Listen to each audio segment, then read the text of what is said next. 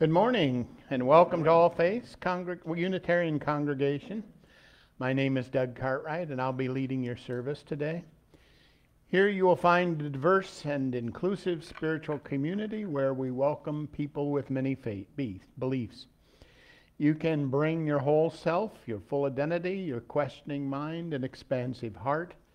At All Faiths we have more than one way of experiencing the world and understanding the sacred. As we do, we say every week, and we mean it, no matter who you are, wherever you are on your spiritual journey, and no matter whom you love, you are truly welcome here. Is anyone visiting for the first time? Welcome. We're glad that you're here with us today.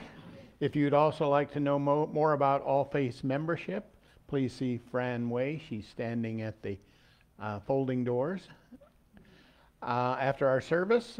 And you can also go to the website www.allfaithsuu.org to explore more about Unitarian Universalism and membership.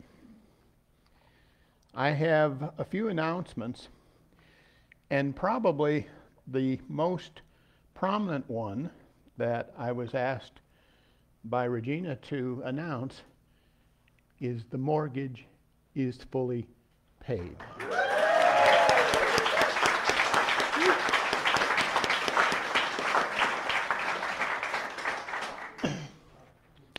Thank you, Howard.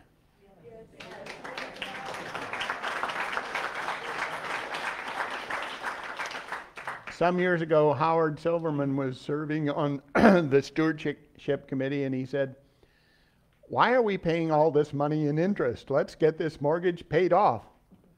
And we did, and it's over 2 years early. So if you're sending in a check, make it out to Doug Cartwright.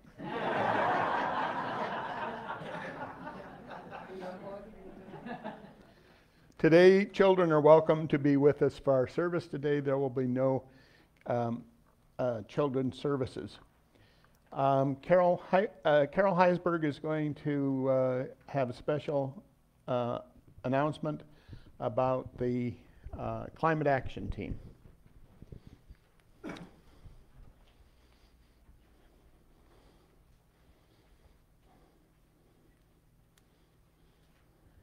Thank you. Good morning. Your Climate Action Team would like to invite you to see a movie this coming Tuesday at 2 p.m. here in our sanctuary, with discussion to follow. It's called Kiss the Ground, and it's one of a series of films provided by Interfaith Power and Light, examining climate change and what we can do to address it.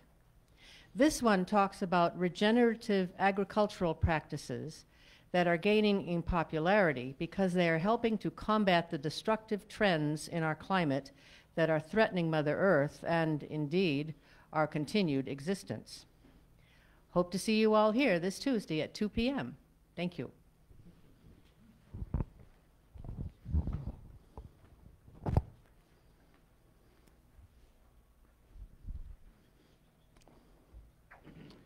Also, this Friday, there has been a change. It will be 2 p.m. rather than 3 p.m. For game day at All Faiths Social Hall, and the subject is dominoes, not the pizza, but the game.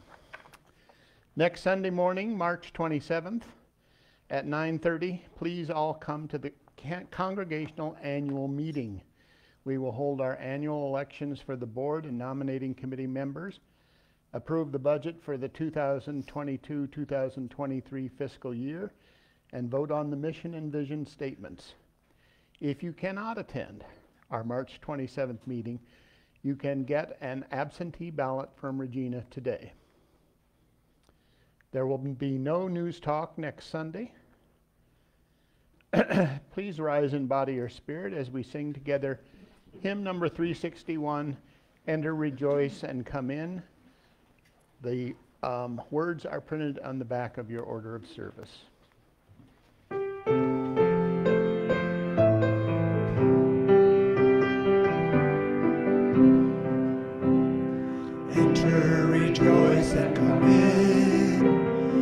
Enter, rejoice, and come in. Today will be a joyful day. Enter, rejoice, and come in. Open your ears to the song.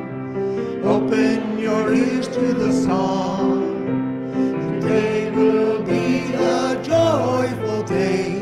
Enter, rejoice, and come in. Open your hearts, everyone. Open your hearts, everyone. Today will be a joyful day. Enter, rejoice, and come in. Don't be afraid of some change. Don't be afraid of some change. Today will be a joyful day. Enter, rejoice, and come in. I've asked Charlotte Blitt to come and light the chalice. And as she comes forward to light the chalice, please join in reciting the words in your order of service.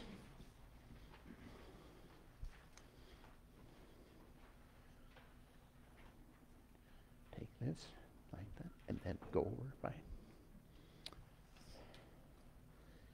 In igniting this chalice, we cast upon it our hopes and intentions for all that is positive in our minds and in our hearts. May this precious light shine on. Thank you, Charlotte. Children and youth are welcome to remain with us for the service today. At this time, we invite you to come forward one by one to briefly share your joys and sorrows.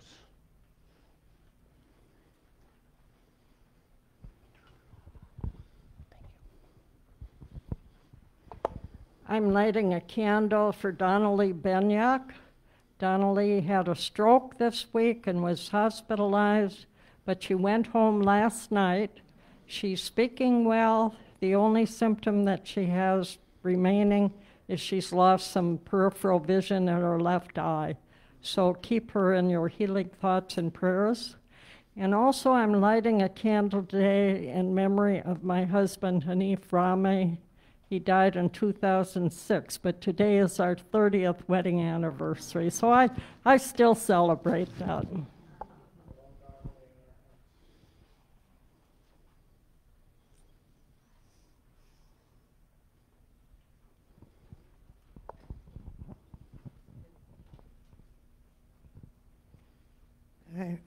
I've had a friend for the last 80-some years. Closest thing I ever had to her sister. And she was very, very ill. And they were going, in the hospital, they were going to send her off to hospice about a week ago. Only they found something else wrong with her that they could fix, and she is now in rehab, complaining about the food and the service. And that is a big joy. All right.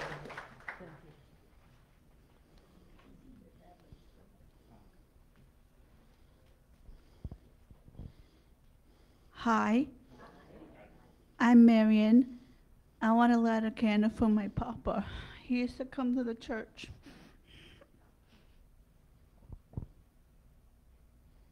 That was Ernie Fierro. Yes.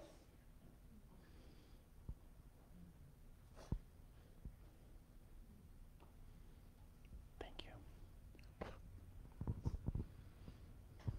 We hold you in our heart.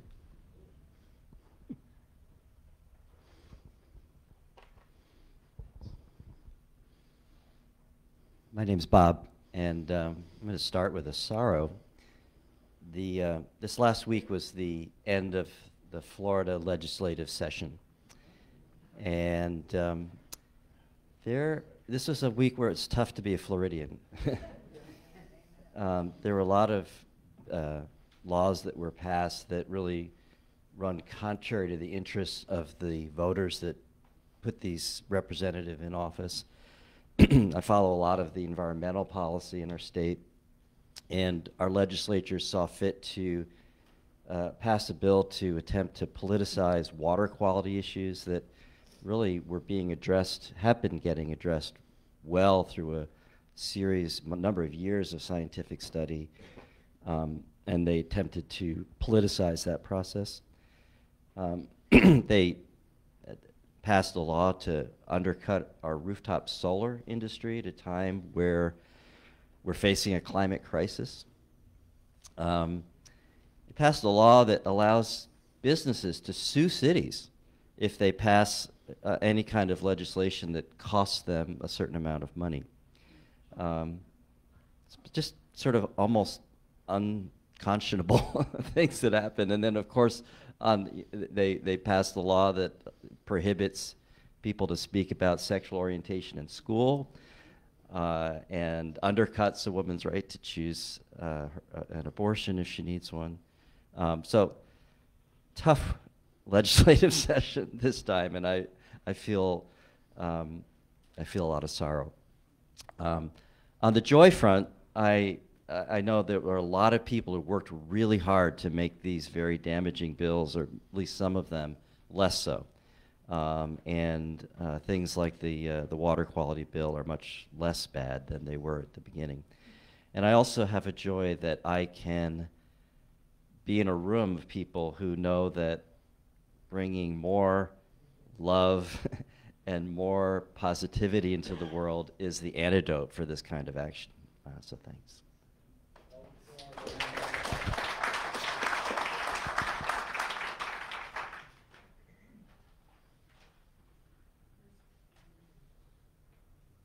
Stubborn. Would anyone like me to bring the microphone to you? I'll light this candle for the joys that remain in your heart.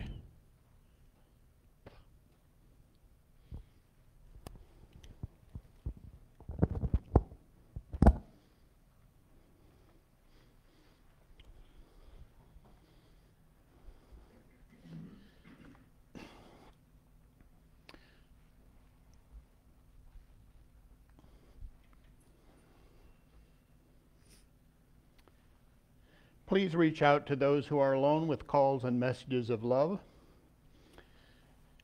I'd like to ask everyone to close your eyes, take a deep breath, and let us turn our minds and hearts to today's service and contemplate our blessings.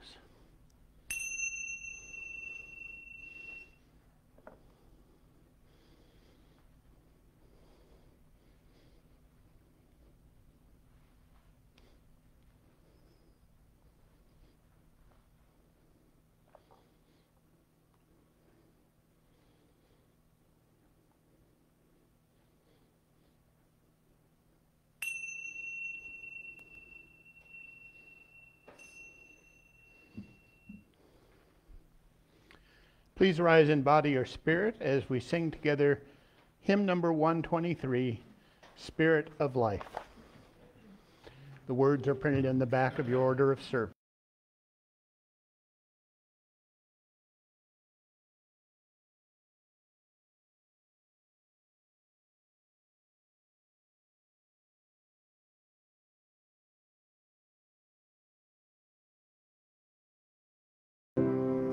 Spirit of life, come unto me. Sing in my heart all the stirrings of compassion. Blow in the wind, rise in the sea, move in the hand, giving life the shape of justice. Roots hold me close, wings set me free. Spirit of life, come to me, come to me. The opening words are, what is a congregation and how does it pertain to us? If you Google congregation on your laptop or personal computer, you will find several definitions. Most of them refer to a gathering or assembly of people in a worshipful or religious environment. That blanket definition probably pertains to all faiths, but it isn't all-encompassing. A few other definitions omit a reference to religion or worship and would prefer to define congregation as simply an assemblage of people, animals, or objects. That perhaps is a little too broad for our purposes, although it could be said that sometimes, well, never mind. Maybe nearer the mark is one definition which emphasizes that the congregation is akin to a family of people who share attitudes and opinions, who are like-minded in their outlook and the view of the world around them. That seems to come closest to my feelings about All Faiths Unitarian Congregation. We are first and foremost a family of individuals who gather to celebrate their similarities and views, whether it be secular or religious in nature. As CJ would say, it's good to be together.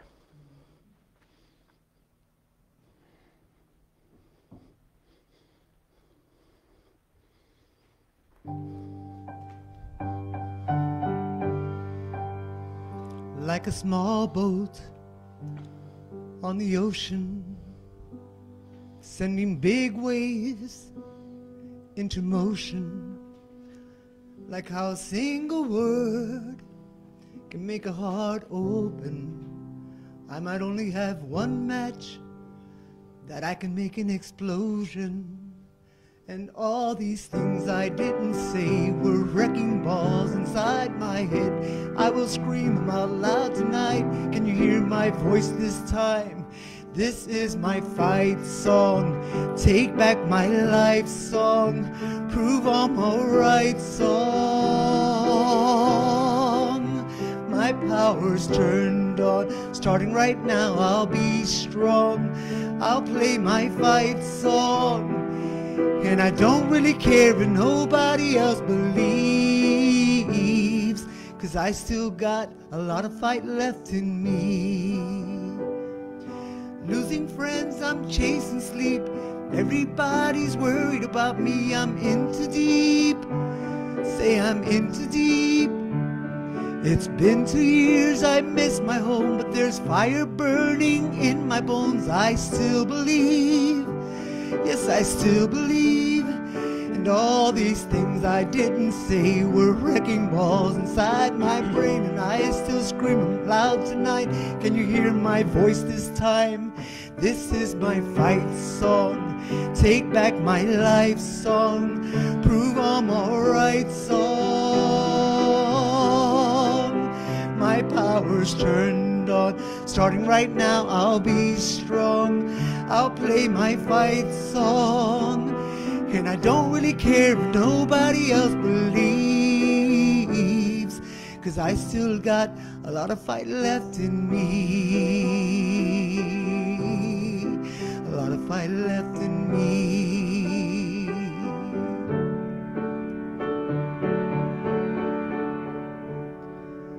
Like a small boat on the ocean, sending big waves into motion. Like how a single word can make a heart open. I might only have one match, but I can make an explosion. This is my fight song. Take back my life song. Prove I'm alright song. My power's turned on. Starting right now, I'll be strong. I'll play my fight song. And I don't really care if nobody else believes, 'cause I still got a lot of fight left in me. No, I still got a lot of fight left in me.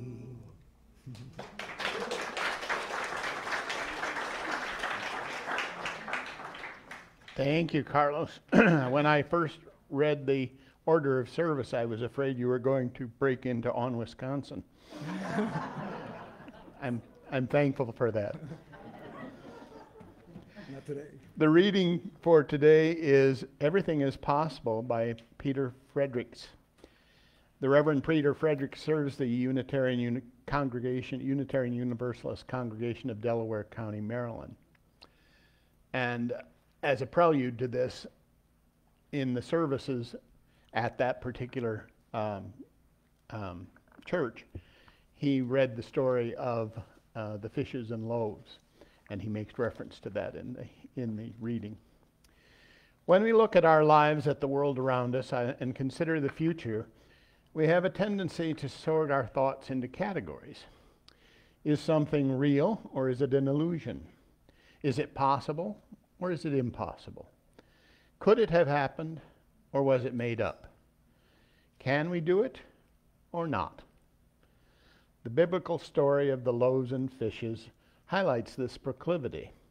I would venture to guess that many of you hearing that story thought to yourselves, that's impossible, it never could have happened. Obviously, I cannot prove to you that it happened just as it was reported in the Bible, nor would I try to convince you of the literal truth of the story. But what if we let go of that reaction of did it happen or didn't it? Could it have happened or not? And suspended our disbelief. How would we hear the story differently if we simply lived in the possibility? Just like when we're trying to figure out how the magician does the trick, when we focus on the perceived reality of a situation, we miss out on the experience of the event and the meaning of the moment. Whether Jesus actually fed 5,000 hungry people with 5 loaves and 2 fish, or whether it was some grand illusion performed by a master magician, is irrelevant. The story of the loaves and fishes is a story of the victory of faith over fear. The disciples thought they would have riot on their hands if they were unable to feed the hungry. They were convinced that the needs of the people far outstripped their resources and capabilities. Send them away, they urged Jesus. We're a bunch of fishermen in the middle of a desert. We don't see a way out of this predicament. But Jesus showed them that it was their vision that was limited. He showed them that unknown possibilities exist beyond our knowing.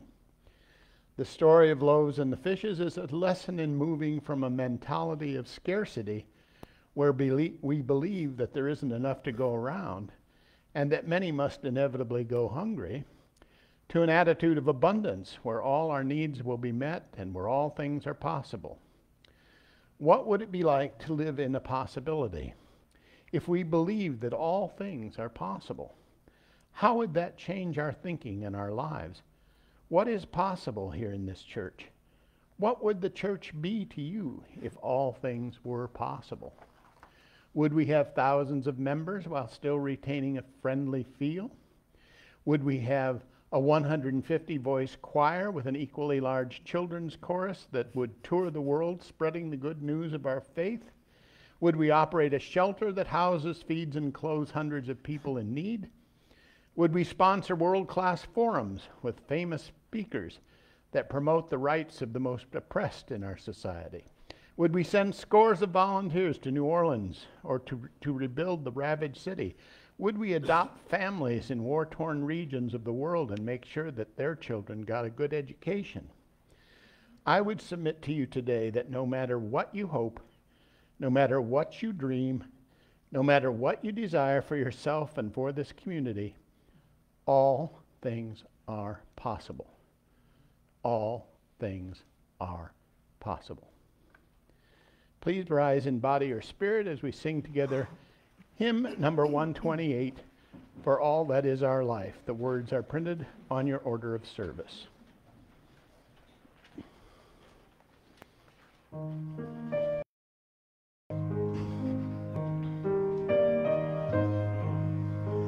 For all that is our life, we sing in thanks and praise. For all that is a gift, which we are called to use to build a common good and to make our own days glad.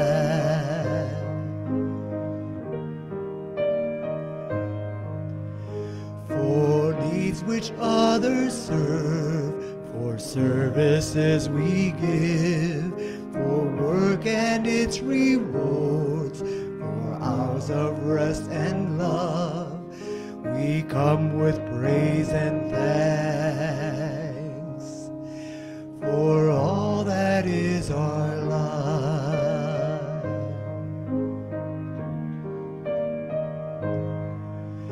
For sorrow we must bear, for Savior's pains and loss, for each new thing we learn, for fear for hours that pass. We come with praise and thanks for all that is our life.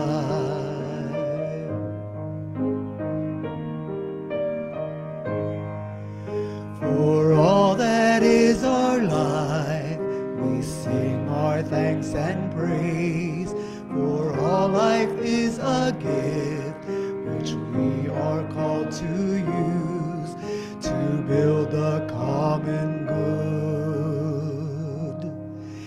and make our own days good.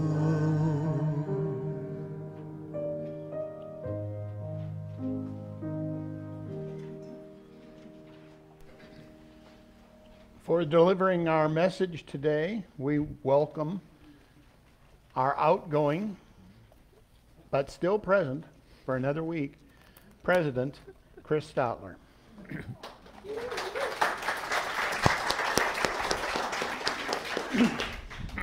Thank you. I appreciate being able to give this message today. After 4 years, my term on the board of directors and as your chair ends on March 31st. I was honored to serve in that capacity. It is a good thing that we remind ourselves every Sunday morning, don't be afraid of some change. Because during my 4 years on the board, there certainly has been a lot of change. You know, it started shortly after you elected me as vice president. Our president resigned, and I stepped up to become chair of the board in October of 2018. That was the beginning of many changes that we, as the board and the congregation, have successfully navigated since 2018. Today, I would like to list some of the accomplishments and developments that have happened during my tenure on the board.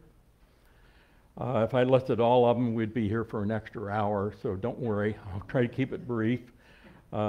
We as a congregation accomplished a lot because throughout the pandemic, we kept looking forward. We did not focus on the past. Later in the message, I will challenge you with some questions. These are questions that the board has been asking itself. Questions that can help shape All Faith's future. So let's look at some of the accomplishments.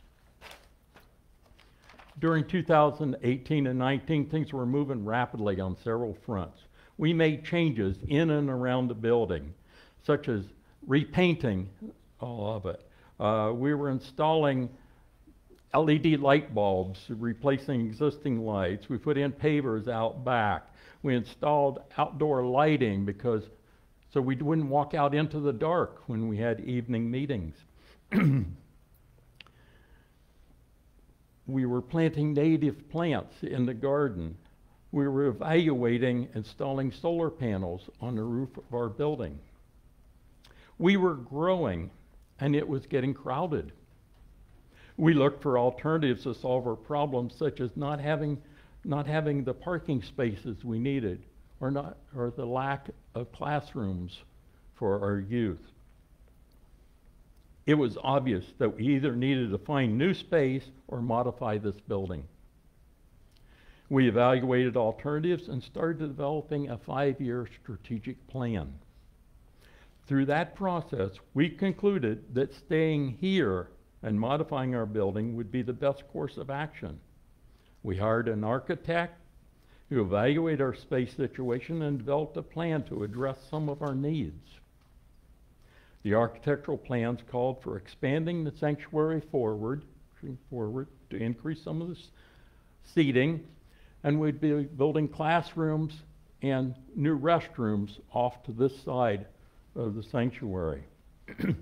We'd also be modifying the community room and some of the space out in the foyer and where the restrooms now are. We got as far as meetings with the city officials, and then COVID hit. All stopped. During the 2018-2019 time frame, we were making advances on other fronts. The Climate Action Team obtained Green Sanctuary status designation from UUA, and we officially were recognized as a UUA welcoming congregation. These were significant accomplishments resulting from the hard work of many members. In 2019, we held the first Racial Justice Summit for youth. Also, other community social justice work was expanding by the homeless and racial justice teams. Our Operation Joy was reaching more children. These programs have continued, although changed by COVID. These actions, plus our involvement in life, the Leaf Interfaith for Empowerment, has given us more visibility in our community. They demonstrate that we practice our faith as doing good work and making a difference in the larger community. Our youth became more involved, participating in committees, social justice teams, and even pledge campaigns. Their involvement led to their proposal to recommend the adoption of the 8th principle regarding racial equity. At our annual meeting in March 2019, we adopted it and made a request to UUA for its addition to the UU principles. It may finally be considered by UUA at the GA in 2022. We also have been taking care of some basic business that is somewhat boring. Our policies and procedures were not organized or located where you could find them. There was a lot of inconsistency, and many policies contradicted each other. The update of the policies and procedures has been a multi-year process. Unfortunately, last month, the board approved the policies and procedures. They will be contained in the congregational manual that will be located on the webpage, so everybody will have access to them. Then, 2020, COVID hit. On March 7, 2020, we closed in-person services. Fear was gripping everyone. What would we do? How could we serve our congregation? Would we survive? However, we did not let fear overtake us. We adopted rapidly. We started live streaming services on Facebook and recorded the services for YouTube. The annual meeting that was held later that month was accomplished using absentee ballots, with only 3 of us present. One of the important actions at that annual meeting was changing the age of membership from 18 to 14. We needed to change bylaws to allow electronic or virtual voting, which was adopted in 2021. Also in the 2021 annual meeting, we approved a new staff position, the Director of Child and Youth Programs, putting more emphasis on that program. During the 2021 fiscal year, we had to cut budgets, including delaying planned pay increases to staff and eliminating the budget item that would have funded an assistant to help Regina. We rapidly learned to use Zoom for board meetings and other meetings. It was challenging learning to effectively conduct Zoom meetings and ensuring that all views are heard. We applied for a Paycheck Protection Program loan and received $27,300. This loan, which was eventually forgiven, went a long way to offset lost revenues from our building being closed. That loan enabled us to maintain all staff positions without pay cuts. Many churches couldn't say that. We developed new ways to reach out to our members and started new Zoom programs, such as adult education classes. Youth RE was done virtually with an increase in participation. Snowbird members could more easily stay connected while up north. The number of hits on Facebook and YouTube increased. We were reaching more people than ever. Some weeks we had up to 700 hits on our services. In early 2021, we felt it was safe to partially reopen our services. And finally, 2 weeks ago, the board said we could stop all the restrictions. You no longer had to wear a mask during services. So, it's good to see all the smiling faces again. Everybody. However, be aware, if the COVID numbers go up, we will have to tighten restrictions to protect everyone. We have made personnel changes during the past 2 years. We had to say goodbye to Joseph Bauer, our music director. Robert Bidney and other musicians filled in until we hired Carlos Garcia. After leading and growing the youth RE programs for several years, Mary Corrigan resigned. Chantel Rhodes effectively led the program during part of the shutdown. When she resigned in November of 21, we hired Kathy Fanny, I'm sure she's here somewhere, as our current Child and Youth Program Director. Each of the past and present staff members in music and child and youth programs added to the programs and contributed greatly to our vitality. We also formed a Child and Youth Programs Committee to help with the programs. Are there ways you could help this program? What do we, as a congregation, need to do to make this a meaningful place for our youth? In the 2 years of COVID restrictions, we not only survived, we got stronger. We have done things to make us, our congregation, more sustainable.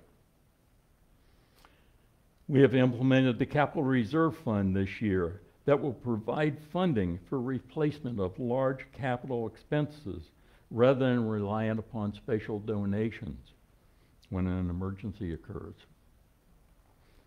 When Howard Silverman made a proposal a few years ago to have special donations to pay off the mortgage before a large balloon payment of over $150,000 would be due in 2024, you responded. You accelerated that program, and as you heard earlier, it is paid off this month. That is great.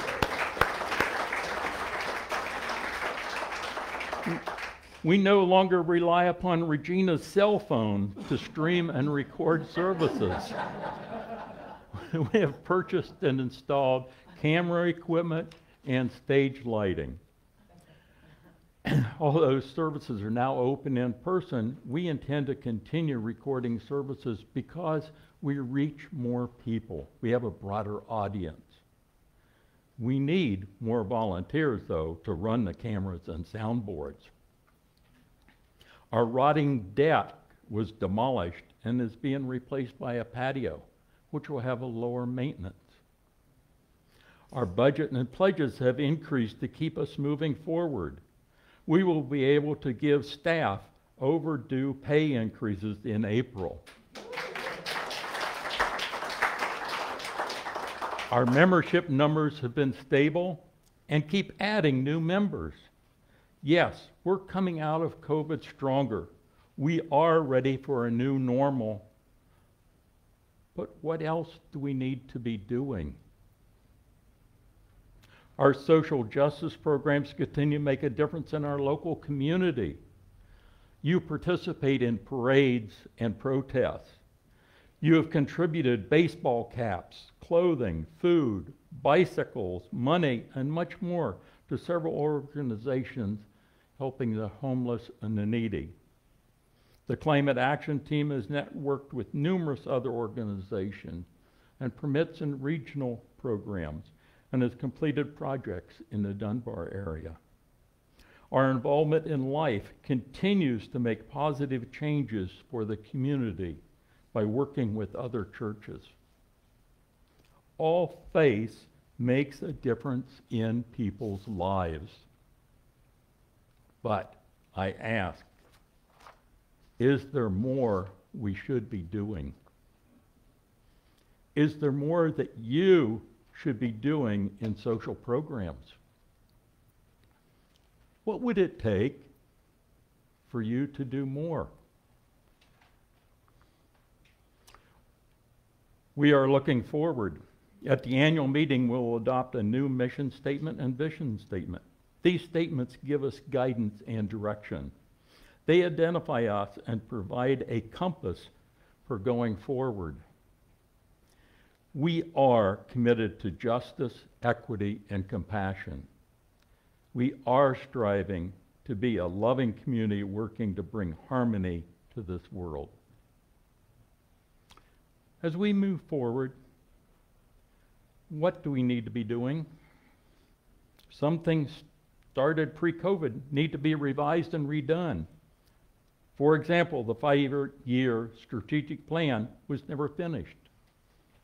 It needs a major overhaul to reflect changes that we have implemented in the past 2 years. This plan addresses physical as well as program needs. I envision developing new programs that reach beyond current membership. I see us becoming more involved in our networks for environmental and social issues. Through these networks, we gain visibility. Through visibility, more people will see us as a place to belong. What new programs do you see in our future? What will it take to implement your future? Excuse me. What will it take to implement your vision? We need to relook at the building modification plans. Are the plans proposed, those changes still adequate? What else is needed? What will it take to get started implementing a building modification? It may take 2, 3, or more years before construction could start. How long can we wait to start the process? I think we need to set goals and target dates, or we will find ourselves asking, why did we wait to get started? As future generations look back on what we have been doing the past few years, what will they say? Will they say, what were they thinking? Why didn't they? You fill in the blank.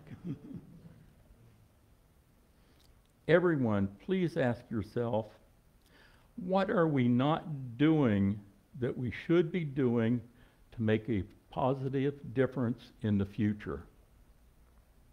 Again, what are we not doing? What have we not been doing that we should be doing to make a positive difference in the future? The board has discussed ideas and answers to these questions. We believe we need more people involved in leadership and participating in more activities. We also discussed that we should make an effort to be more visible to many people who would identify us with who we are. You found that this is a place where you belong. Others might find that All Faith is a place where they belong. They just don't know about us yet. Think about what it would take to reach them. What do we need to be doing that we are not doing? Not just the responsibility of the board to ask these questions. We all need to ask questions and discuss them. It is our future. What will it take to shape our future so that we can change that we want to see in the world? What actions do we at All Faiths need to take to be the change that we want to see in the world? As my shirt says, a Gandhi quote, let's be the change we want to see in the world. Thank you. Thank you.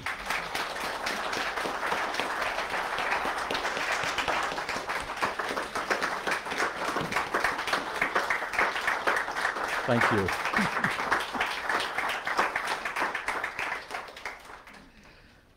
Now it is time for the morning offering. For those watching at home, information is available on the screen or at our webpage. Now you can continue making a difference with your offering, but make it the change with bills, not change. You take your morning offering.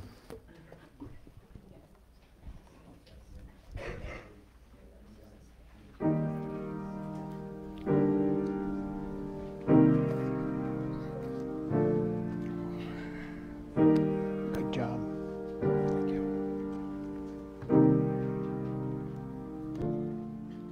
When you try your best, but you don't succeed. When you get what you want, but not what you need. When you feel so tired, but you can't sleep. Stuck in reverse. Ooh.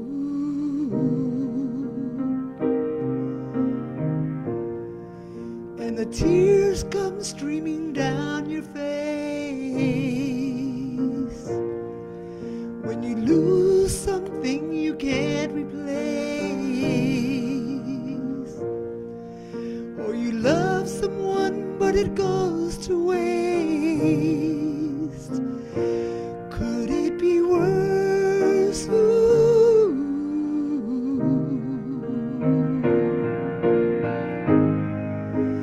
Lights will guide you home and ignite your bones, and I will try to fix you.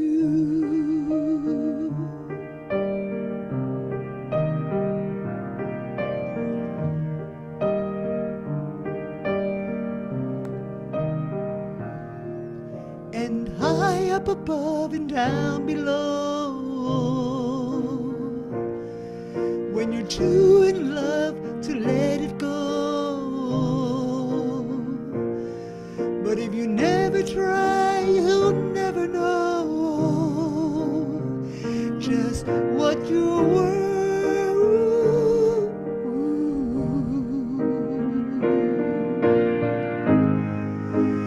Lights will guide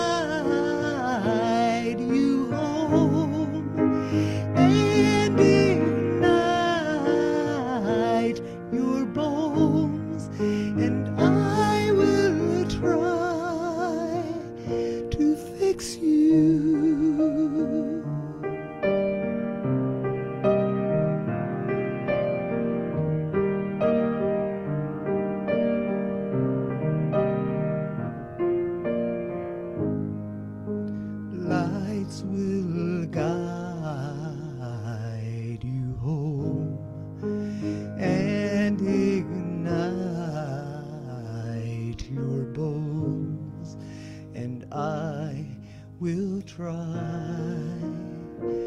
to fix you.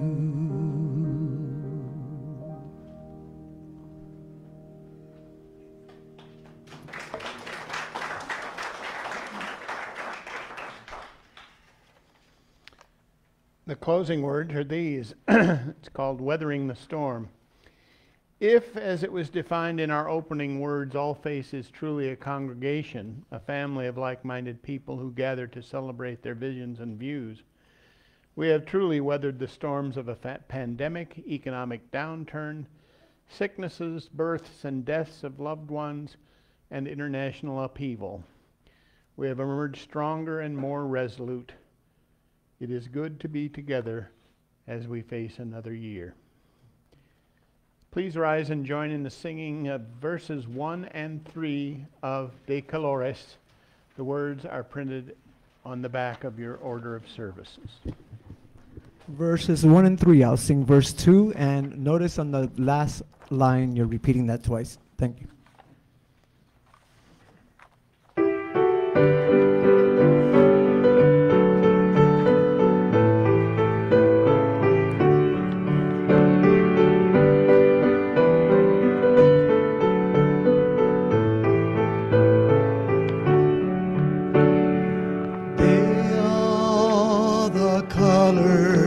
Yes, the colors we see in the springtime with all of its flowers. All the colors when the sunlight shines out through the rift in the cloud in the showers. All the colors as a rainbow appears when a storm cloud is touched by the sun. All the colors abound in the whole world around for the everyone under the sun. All the colors abound in the whole world around for the everyone under the sun. De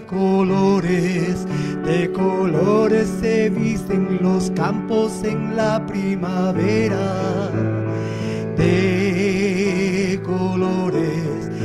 De colores son los pajarillos que vienen de afuera. De colores es el arco iris que vemos lucir. Y por eso los grandes amores con muchos colores me gustan a mí. Y por eso los grandes amores de muchos colores me gustan a mí. All the colors, yes, the black and the white and the red and the brown and the yellow. All the colors of people who smile and shake hands and say hello. All the colors, yes, the colors of people who know that their freedom is won. All the colors abound in the whole world around for everyone under the sun. All the colors abound in the whole world around and for everyone under the sun.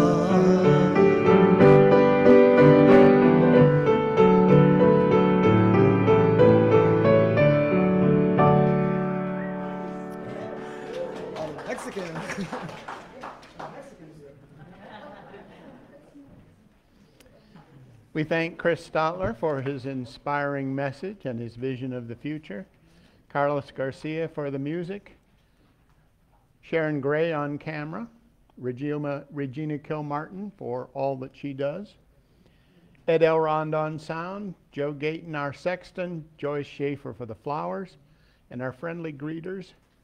And I'd like to extend a special thank you to all of you who contributed extra to pay off the mortgage. It's good to be connected and to stay together in whatever way we can. Now, as Charlotte Blitt comes forward to extinguish the chalice, please join in reciting the words in your order of service.